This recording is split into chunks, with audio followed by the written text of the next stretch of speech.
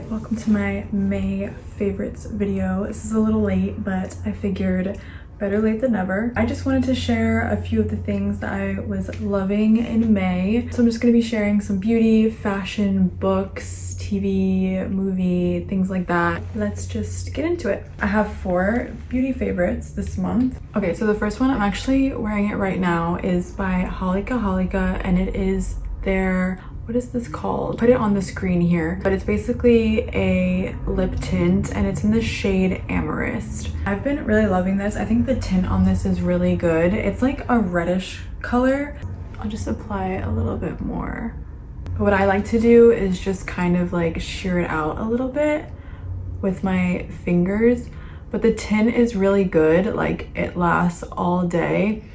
And I really like the color and it feels really moisturizing. Okay, another lip product that I've been loving for when I want more of like a matte look is the Prada Monochrome lip, I think in the shade P59, but it's this really pretty like pinky nude shade. It's just really easy to put on and it feels really hydrating on the lips. My lips don't feel dry at all and I just really like the color. My next favorite is the NARS Soft Matte Complete Concealer. I've really been loving this. I used to use this ages ago. I feel like this concealer is much better for summertime because it doesn't really feel like it's sitting on top of your skin, if that makes sense. It really blends in and looks really natural. So yeah, been loving this concealer this past month. Okay, last beauty favorite is the Paul Mitchell Tea Tree shampoo. I have been looking for a shampoo for my dry hair, my dry scalp forever, I feel like, and I feel like this one is the one. I just love how it makes my scalp feel. I love that like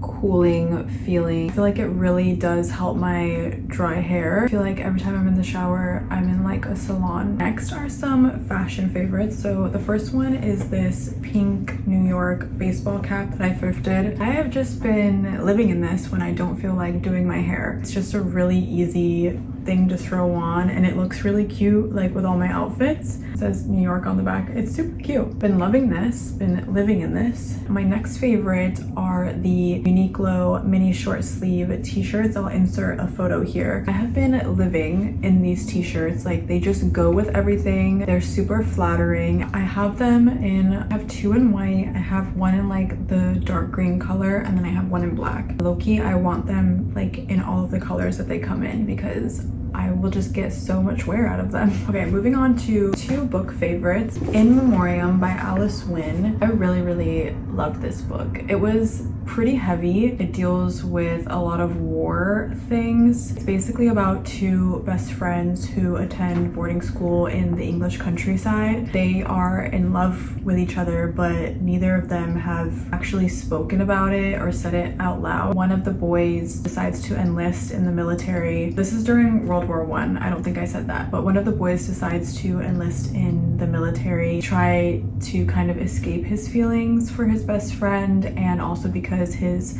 mom and sister are kind of encouraging him to join. This is basically just a story of forbidden romance and just all of the things that they go through. It's really good, really heartbreaking, but I highly recommend. My next favorite, which is very different from that book, is The Idea of You by Robin Lee. I read this book before I watched the movie and I have to say I was kind of disappointed in the movie. I feel like they just left a lot of stuff out and they changed a lot of stuff, which I guess you can't fit everything into the movie, but I just feel like you got to know the characters a lot more in the book and you became like emotionally connected to them. The dynamic between the 2 characters was just very different than what was portrayed in the movie. I feel like the book was just 100 times better, but that's just always how it is. So if you are thinking about watching the movie, definitely read the book first. I needed an uplifting kind of romance read after that book, so this was really good to like get my spirits up. Yeah. Next few favorites I want to talk about are TV shows and movies. So for TV shows, 2 are Kdramas and 1 is a Japanese drama. The first one is Queen of of Tears. So basically this man marries into this very powerful family. It's just about how their marriage has kind of gone downhill and he just can't continue to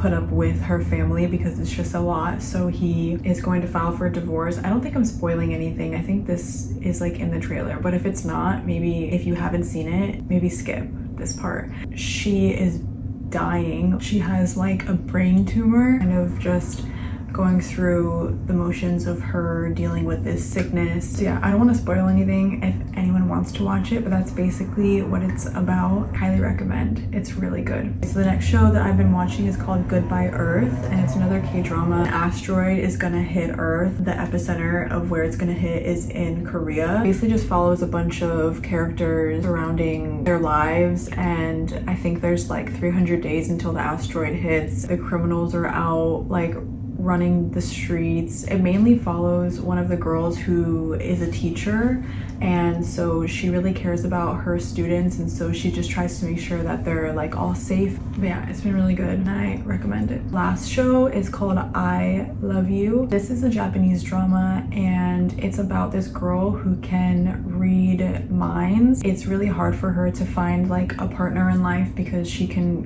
constantly like reading their mind, and just something will like just like put her off. So one day she meets this delivery man who is Korean, but he's like working and living in Japan, but he thinks in Korean. She doesn't understand any of what he's thinking, so she falls in love with him. It's been really good so far. And as for movies, I watched Challengers and I absolutely loved it. I love Luca Guadagnino, so I was super excited to watch this movie. If you don't know what Challengers is about, it's basically about a love triangle. It just shows their relationship throughout the years, and they're just obsessed with tennis. I don't want to spoil anything, but I would just recommend watching it. It's really good. So music favorites this month. I made a May playlist, so I will put it here, link it in the description. But I've been loving New Jeans, How Sweet, and Bubblegum. Those have been on repeat. I've been loving aespa's album. Supernova has been literally on repeat in this house. My boyfriend and I can't stop listening to it. I've been listening to a lot of Lizzie McAlpine. I love her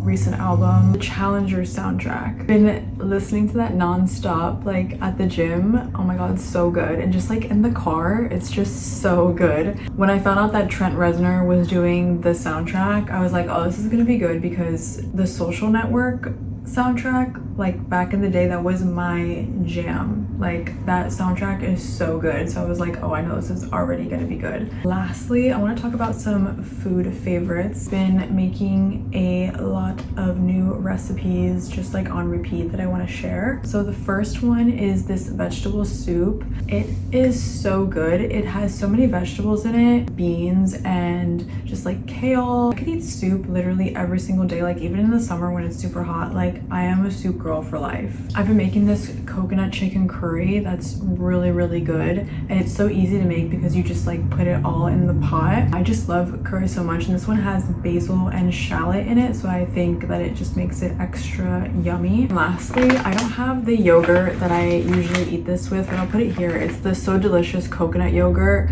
That's just like the plain one that has no sugar or anything, and I've been eating that with this Purely Elizabeth vanilla almond butter granola. This granola is so good. It's not like hard like other granola. Like I just can't stand when granola is so hard and it hurts your teeth. This is really soft to eat, if that makes sense. And I like this one because it's grain free, so it doesn't have any oats in it, because I feel like oats just don't agree with me after eating them for so long, so I have really been enjoying this granola. So that is the end of my favorites video. Thank you for watching for this long. If you guys want to see other videos from me or have any other suggestions, just comment them down below. I need video inspiration because I really want to start making videos again and just be consistent. I will definitely see you in my next favorites for the month of June. Okay, bye.